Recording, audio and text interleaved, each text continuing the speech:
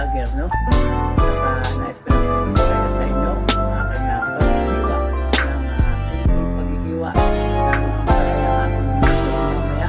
Yan, ito ilalagyan ko ng itlog. Yan, para masarap. Kasi, alam niyo po mga kaibigan, siguro yung akala ng iba ay ang blend ay wala lang. Yun po kasi narinig ko, no? Yun po mga blend daw po.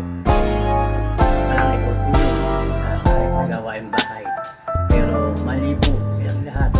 Dahil ang mga blend po ngayon ay halos malaki po na itutulong sa pamilya, sa kanilang sambahayan, no? Sa mga pagluluto, maraming dahil na nagluluto ngayon.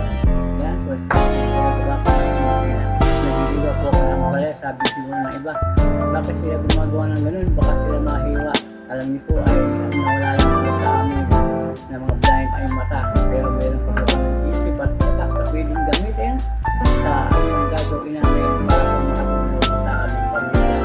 Yan, magandang umaga po sa inyong lahat at sa mga nakaka-monitor ng video ko.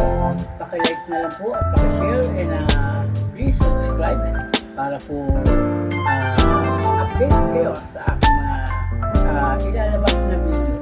Magandang umaga po muli. Ito po ang inyong si Kahilig, the Blind Vlogger. Maraming salamat po.